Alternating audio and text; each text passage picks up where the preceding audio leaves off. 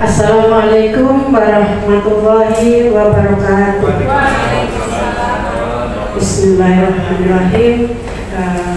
Pada yang terhormat Bapak narasumber kita, Bapak Sukamto, SPD MPD, pada Bapak Ibu Kepala Sekolah seluruhnya yang hebat semuanya, perkenankan pada kesempatan kali ini saya mendapatkan giliran untuk mempresentasikan hasil dari kegiatan OCL selama 1 bulan kemarin. Langsung saja ya, di sini laporan OCL on job planning, yaitu kegiatan program penguatan kepemimpinan dan manajerial kepala sekolah Kabupaten Brebes periode 25 September sampai dengan 25 Oktober 2023. Perkenalkan, nama saya Diana Rosita, SPDSD, unit kerja dari SD Negeri Ciaur 01, Kecamatan Banjarharjo, Kabupaten Brebes. Pada kegiatan OCL itu ada, dari laporan itu ada beberapa bab atau bagian yang kali ini akan saya sampaikan di sini, terdiri dari bab 1 yaitu pendahuluan. Dari pendahuluan itu ada latar belakang untuk kegiatan OCL ini. Yang pertama yaitu Peraturan Menteri Pendidikan Nasional nomor 13 tahun 2007, yaitu tentang standar kepala sekolah atau madrasah. Yaitu di sini ada 5 standar kompetensi yang harus dimiliki oleh kepala sekolah, di antaranya yaitu kompetensi kepribadian, manajerial, dan kewirausahaan serta kompetensi sosial. Berikutnya yaitu Peraturan Menteri Pendidikan, Kebudayaan, Riset dan Teknologi nomor 40 tahun 2021 tentang penugasan guru sebagai kepala sekolah. Di sini yang dimaksud adalah kepala sekolah adalah guru yang diberi tugas untuk memimpin pembelajaran dan mengelola satuan pendidikan. Yang terakhir yaitu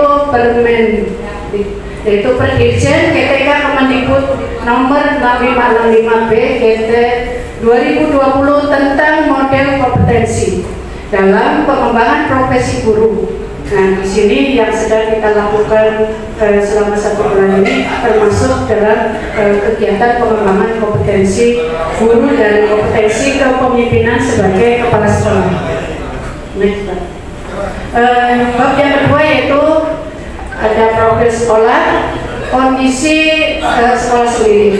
Kebetulan SD Negeri Ciaur 01 itu berada di pemukiman padat penduduk, dan kebetulan juga SD Ciaur 1 itu menempel bersebelahan dengan puskesmas.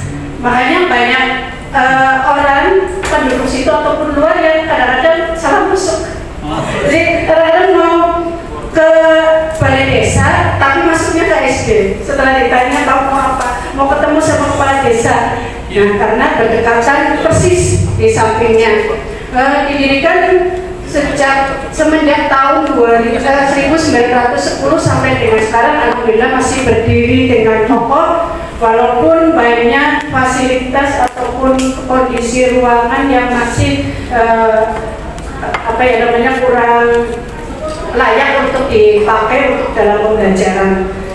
Nah, kemudian di sini SD Negeri Ciaur 01 memiliki guru, yaitu guru PNS ada 2 orang, 1 senior bentar lagi tahun 2026 menjelang pensiun.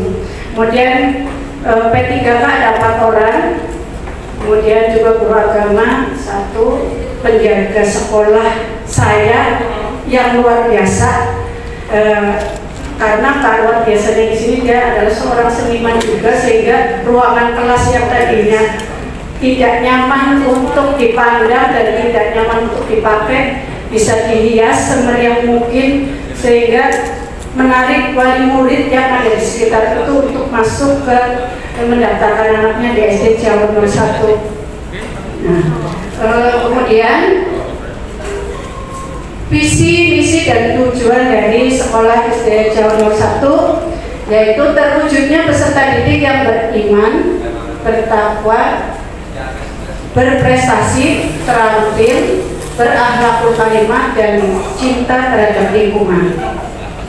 Kemudian misi yang kami emban di sini yaitu meningkatkan pendalaman nilai keagamaan, kemudian menyampaikan materi pembelajaran sesuai dengan rencana pembelajaran, membimbing ke arah pendewasaan, berbudi dan berakhlakul karimah, melaksanakan kegiatan ekstrakurikuler dan meningkatkan keterampilan hidup melalui kegiatan olahraga, kemudian agama, pramuka, dan kegiatan ekstrakurikuler yang lainnya, serta menanamkan cinta dan peduli terhadap lingkungan sekitar lingkungan SD Negeri Ciawi 1.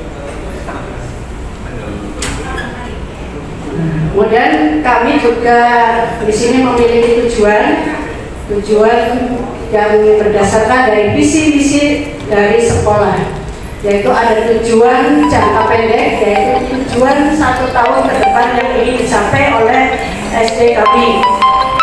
Kemudian yang kedua adalah tujuan jangka menengah, yaitu yang ingin dicapai 2-3 tahun ke depan. Dan yang terakhir ada tujuan jangka panjang, yaitu tujuan yang ingin dicapai 4 tahun ke depan. Harapannya ke depan 4 tahun yang akan datang dari visi, misi, dan yang sudah kami rencanakan bersama dengan tim yang terdiri dari guru, rekan guru, kemudian melibatkan komite dan wali murid semuanya, sehingga bisa mewujudkan tujuan yang ingin dicapai.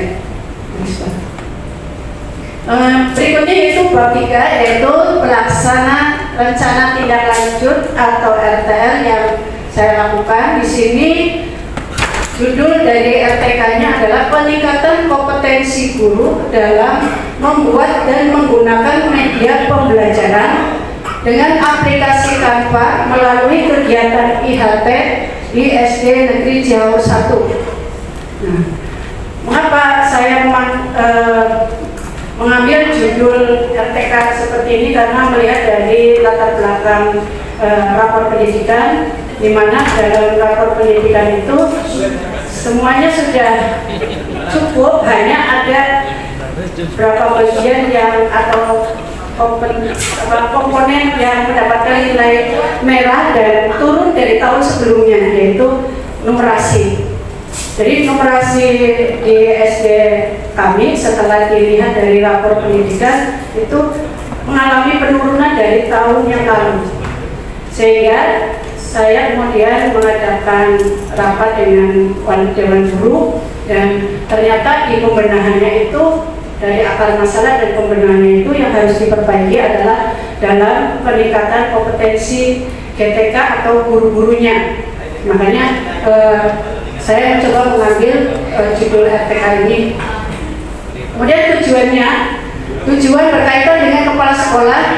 Kepala sekolah memiliki keterampilan, pengetahuan, dan kemampuan yang diperlukan untuk memimpin sekolah dengan efektif dan mencapai tujuan pendidikan yang diinginkan.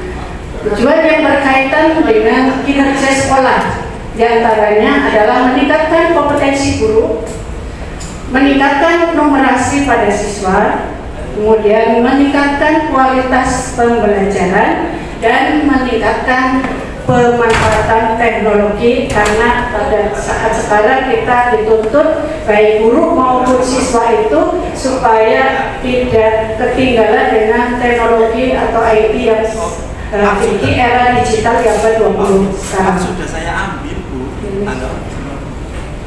Indikator keberhasilan berkaitan dengan kepala sekolah tentang kegiatan RTK, diharapkan nanti adanya peningkatan dari kompetensi guru, adanya peningkatan pemanfaatan teknologi di sekolah, dan terakhir adanya peningkatan daya saing di sekolah.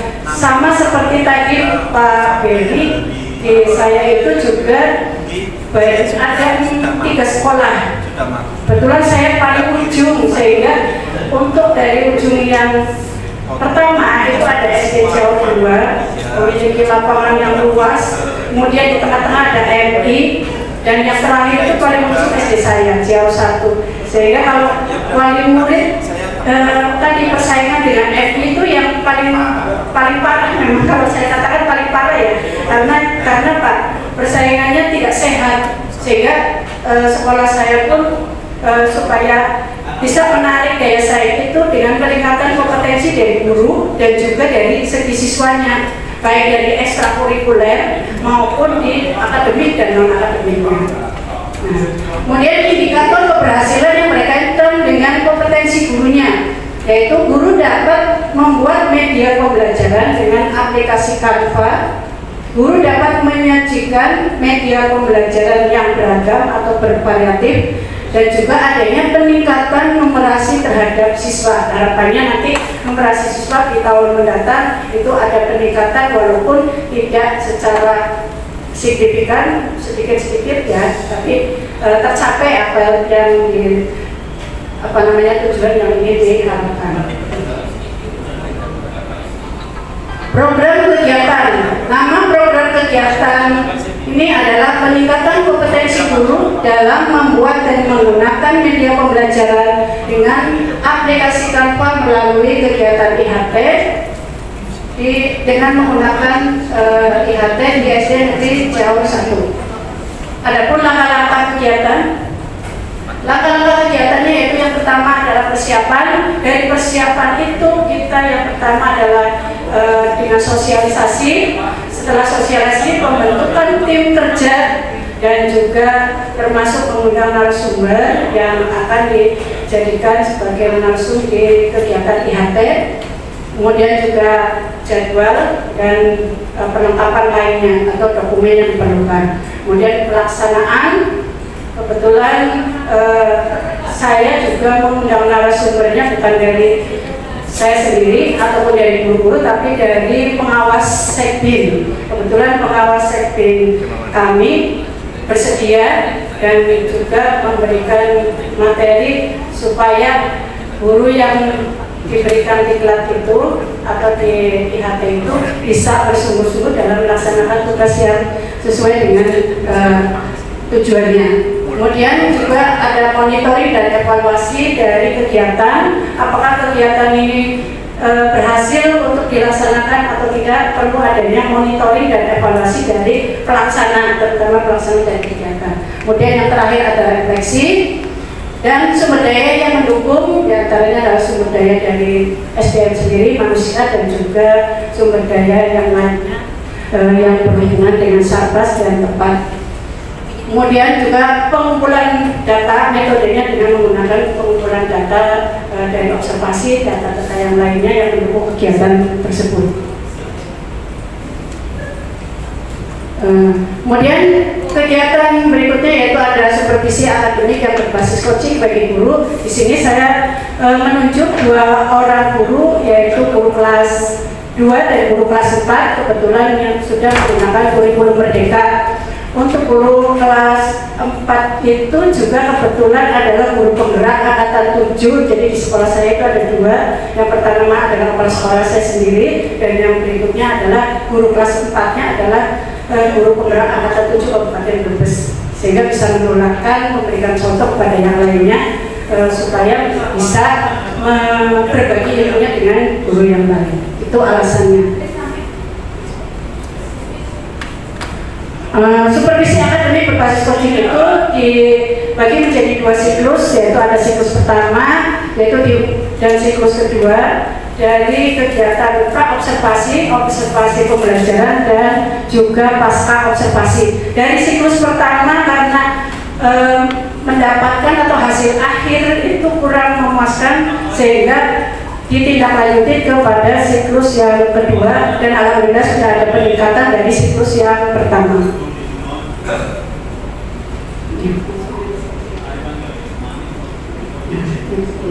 Kemudian yang berikutnya adalah telah modul ajar berdiferensiasi, yaitu dari guru kelas 2 dan guru kelas 4 yang di supervisi akademik berbasis coaching. Dan Yang terakhir adalah kajian manajerial. Untuk kajian manajerial itu dari dokumen persiapan yang disiapkan pada saat kajian, yaitu ada dokumen KOSP, ada rapor pendidikan, RKS, dan yang terakhir adalah MONEP atau monitoring dan evaluasi. Penutup yang terakhir adalah bab 4, yaitu kesimpulannya bahwa dengan adanya kegiatan ini dapat meningkatkan kemampuan dalam merencanakan, menyusun, melaksanakan, dan mengevaluasi RTK sekolah untuk meningkatkan kinerja sekolah.